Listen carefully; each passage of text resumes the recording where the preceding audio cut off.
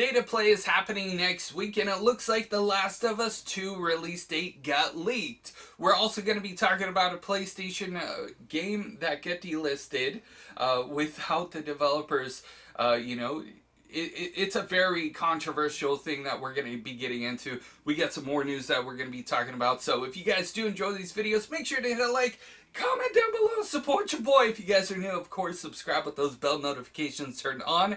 Let's go ahead and get right into it because State of Play is happening next week. It's going to be happening on Tuesday, ahead of the PlayStation Plus Instant Game Collection for October, which, by the way, that drops on Wednesday. I'll have the full video for you guys when it is available. I'm kind of curious and I want to know what you guys would want to see as far as the free games. Let me know in those comments down below.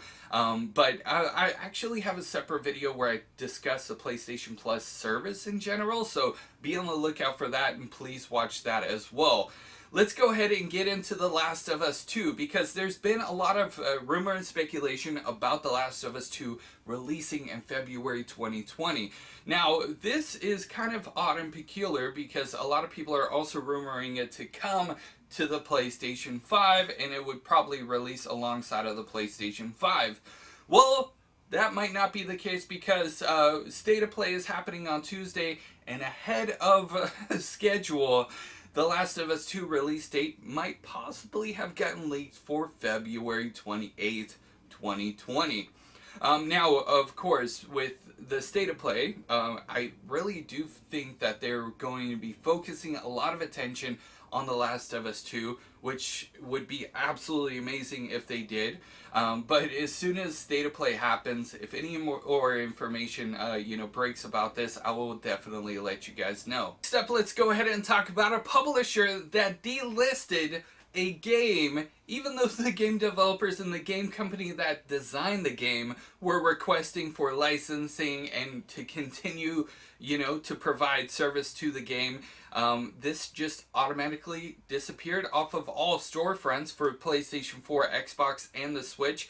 And we're talking about the delisting of Little Drew 2. Now, this was very much compared to, Zelda. And a lot of people were kind of upset with this game because it was, very, very similar to Zelda, and some people didn't like it that much. But nevertheless, a publisher actually delisted it, and the game company actually reached out to them and asked for the licensing so that they continue to develop and, make the game better.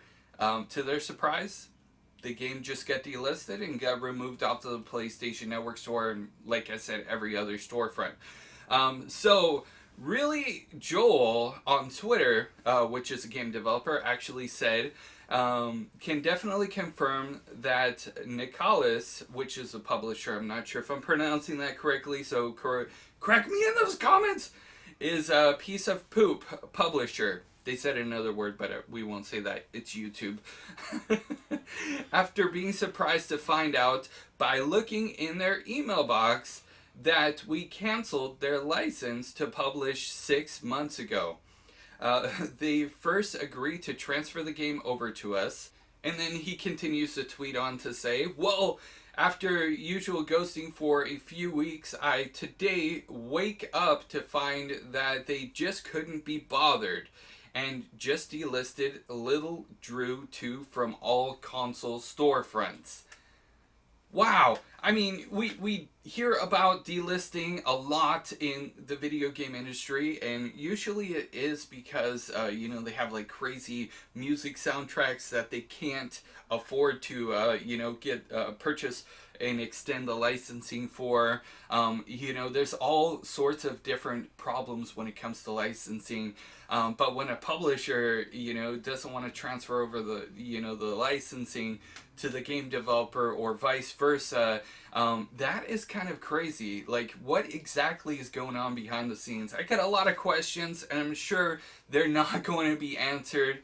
Nevertheless, Little Drew 2 got delisted off of the store, and this is something that I have a problem with digital games is the licensing.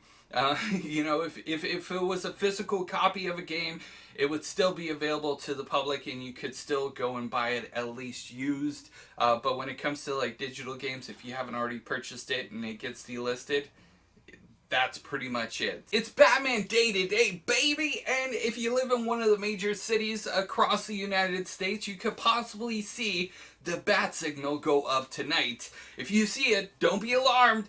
There's probably crime going around all around you. But this is actually WB celebrating. I kid about that whole crime thing because that happens every day. But WB is actually putting up a bat signal in a lot of major cities across the United States, including Los Angeles. They're going to have like a little festival that's going on downtown, which is going to be pretty cool in my opinion. They do this each and every year to celebrate Batman Day, and I believe that they're going to be pointing the bat signal up at City Hall in Los Angeles. So if you're in the downtown area and you see the bat signal up in the air, just celebrate with me, or maybe just a little. I'm a big Batman fan, and this day is honestly awesome. If you're playing Borderlands 3, good news to you is that Gearbox Studios announced the Bloody Harvest event that's going to be happening in Borderlands 3. I literally just got the email yesterday afternoon and I'm like, more content? Yes, please. Now, if you guys haven't already checked out Borderlands 3, there's a lot of content already in the game.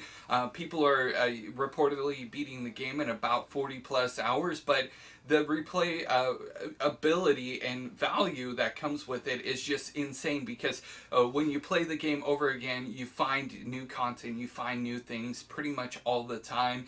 And with them, you know, adding events like this, it's going to keep the game fresh for a long time. So I wanted to give you guys a heads up on that one.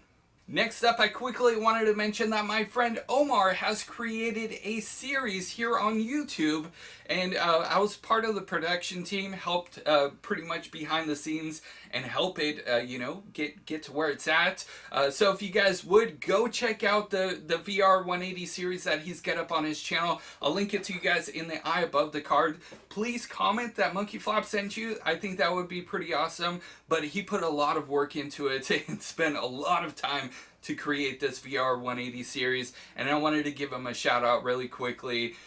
So if you guys would go check that out and then come back to this video and let me know what you guys thought of it. It's a little bit different because he focuses mainly on like video games and horror games, and this was a little bit different and kind of outside of you know, his comfort zone when it comes to like making content here on YouTube. So all the support you know, you guys can give would be awesome.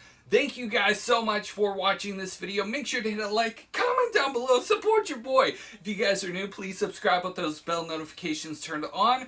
If there's any more information about the state of play or the game that got delisted or the PlayStation Plus Instant Game Collection, I will be sure to update you guys. So please stay tuned to the channel, come back, check on me every day, see what's poppin', and I will see you guys in the next news update. You guys are freaking awesome.